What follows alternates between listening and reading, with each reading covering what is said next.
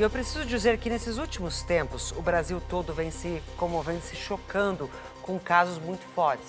Como, por exemplo, um cão comunitário morto a pauladas em Santa Catarina.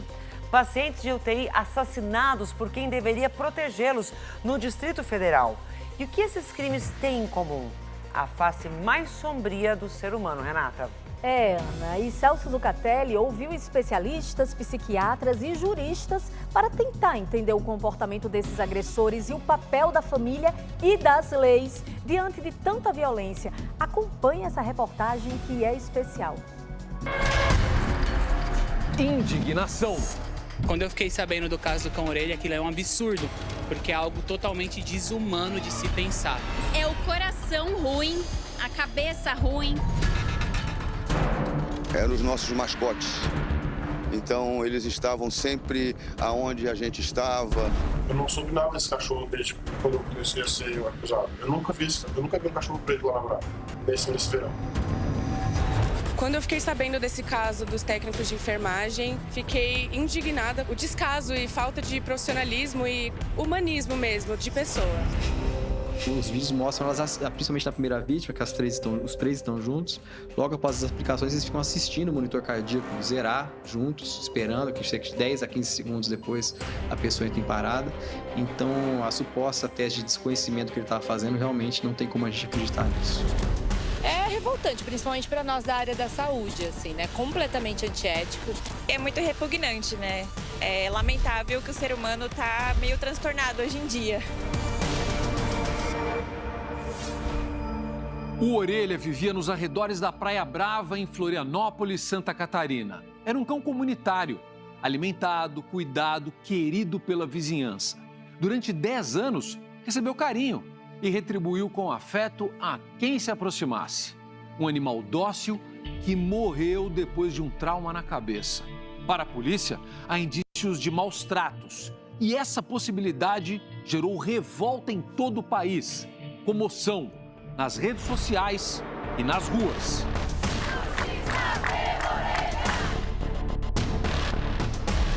Essas pessoas também foram vítimas da crueldade humana. Dona Miranilde, seu João Clemente e Marcos Raimundo estavam internados na UTI de um hospital no Distrito Federal. Segundo a investigação, foram assassinados por profissionais da saúde. Um técnico de enfermagem teria confessado à polícia que escolhia as vítimas e aplicava injeções letais.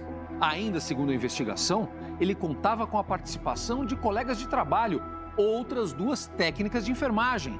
Um hospital, um lugar de cuidado, transformado em cenário de crime. De um lado, um cão comunitário. Do outro, pacientes internados indefesos. Em comum, a vulnerabilidade. Eu ouvi especialistas e te convido a participar agora dessa reflexão. O que está por trás da crueldade humana? Essas são imagens da prisão do técnico de enfermagem Marcos Vinícius, de 24 anos. Um jovem que, segundo a polícia, sentia prazer em ver as vítimas morrerem depois de injetar até desinfetante na veia dos pacientes. Maldade gratuita ou transtorno de personalidade? A minha conversa é com o Guido Palomba, um dos mais importantes psiquiatras forenses do país. São indivíduos aparentemente normais, ou seja, não são doentes mentais, mas eles também não são normais mentalmente. Eles têm distúrbios de comportamento que as pessoas normais não têm.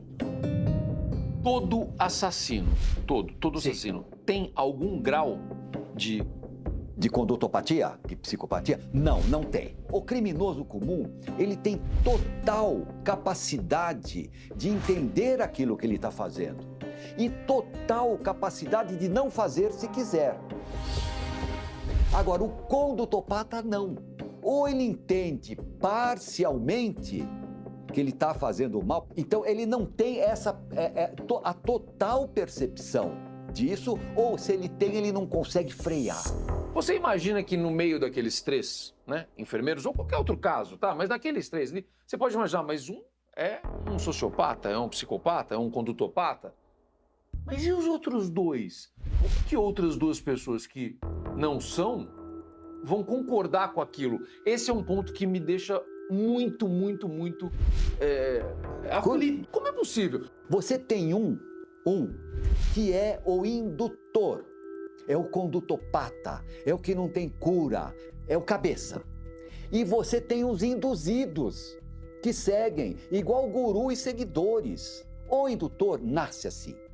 Ele é organicamente se desenvolveu, será por quanto tempo viver, não tem cura, longe da sociedade, para a salvaguarda dele e também da sociedade. Perfeito. Tá certo? Agora, como que os induzidos embarcam? Numa crueldade. Na mesma do indutor, não existe induzido que não tenha fraqueza. Um grau de submissão. Você separa o indutor dos induzidos, o indutor continua a vida inteira. Os induzidos melhoram. Os 3 técnicos de enfermagem estão presos. A pena do homicídio, ela tem uma pena de 12 a 30 anos de prisão. Então, esse fato de serem pessoas indefesas, essa pena pode chegar até o seu patamar máximo. Então, imaginem só, 3 homicídios, então imagine a pena que eles não podem pegar caso eles venham a ser condenados por isso. O máximo da pena privativa de liberdade era de 30 anos, atualmente é 40 anos. Então, ininterruptamente, a pessoa poderá ficar presa até 40 anos no Brasil. O advogado criminalista Ricardo Martins destaca: crime de homicídio, infelizmente, sempre aconteceu e ele acontece, infelizmente, né? E eu sempre costumo dizer, nenhum homicida, ele abre o Código Penal para ver a pena quando ele vai praticar o crime de homicídio. Então, os homicídios acontecem.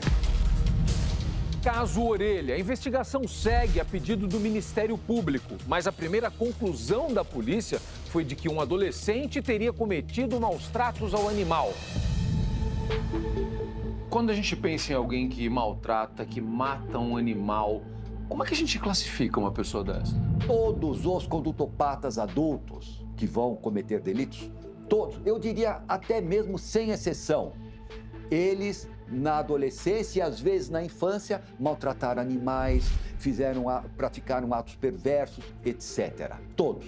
Por quê? Não é que vai começar o distúrbio de comportamento aos 18, 19, 20 anos de idade. Começa antes. O educador William Borghetti estuda o comportamento de adolescentes há quase 2 décadas. A internet, principalmente os locais onde os jovens e as crianças estão muito expostos, infelizmente é um local que tem muita violência. Então começa-se a ter uma sensação de que aquela violência ela passa a ser normal. Então a gente está vendo casos de violência que você vê a primeira vez, você se choca, você vê 2, 3, 10, 100, 1000, daqui a pouco aquilo parece normal. E isso é trazido para o mundo real, né? Então muitas vezes essa violência ela é trazida, mas exatamente pela exposição e pelo cérebro desse adolescente, que é muito plástico, né? Ele se adapta muito fácil, então ele começa a se acostumar com a violência. O especialista provoca uma necessária reflexão. Tem esse adolescente que tem esse perfil em casa, bonzinho, atende ali as demandas, e na internet ele tem esse personagem que faz muita maldade, ele tá fazendo atrocidades na internet. Então, se ele tá num grupo que alguém fala para ele, olha, você tá lá na base do grupo, você não é ninguém. Você quer subir uma posição de ter uma liderança? Você precisa cometer um ato contra um animal, você precisa cometer um ato contra uma pessoa, cometer um bullying. E aí a gente vai escalando isso até chegar, por exemplo, em ataques à escola. Onde estamos falhando?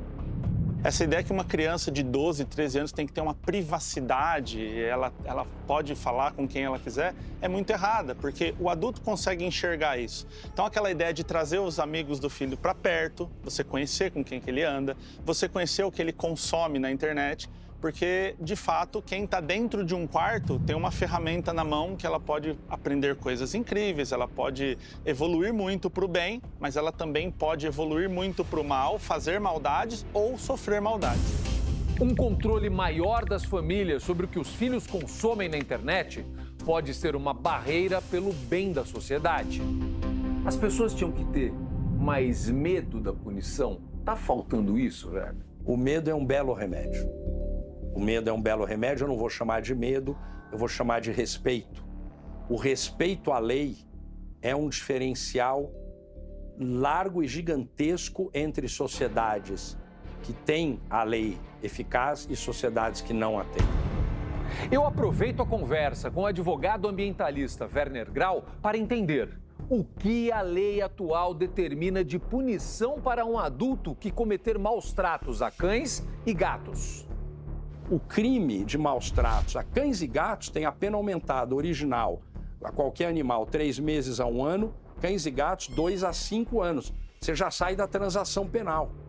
E além da pena, multa e a proibição de guarda. Esse é um ponto que precisa ser efetivamente implementado e fiscalizado. Você cometeu ato de maus tratos, você não pode mais ter um cão ou um gato. Nós temos leis na esfera ambiental muito boas, mas elas ou não são aplicadas ou são aplicadas de maneira equivocada. Como é que a gente muda isso, Werner? A gente não precisaria de leis que fossem mais simples, mais diretas, ou não é esse o problema? A solução, no meu modo de ver, está em voltarmos para os princípios morais e éticos. A sociedade perdeu o parâmetro moral e ético. Essa coisa do deixa pra lá e você não falar o que tá errado, tá fazendo as nossas crianças, os nossos adolescentes, os nossos adultos que vão criar outras crianças e outros adolescentes a falarem que isso é comum. A falar que bater nas crianças, bater nos velhos, bater nas mulheres, matar as mulheres é comum. Então a gente precisa criar punição com correção e educação, gente. É difícil pensar em uma fórmula e parece que não tem uma única solução. Mas uma coisa é fato, uma mudança de rota é necessária, é fundamental. O que nós, eu e você, como sociedade, podemos fazer de diferente para dar um basta nessa violência crescente? Falar sobre o assunto, repensar comportamentos, cobrar punições. Esses são apenas alguns dos nossos deveres como cidadãos. Porque a violência não começa no ato em si, não começa no crime. Ela começa antes. E prevenir é responsabilidade de todos nós.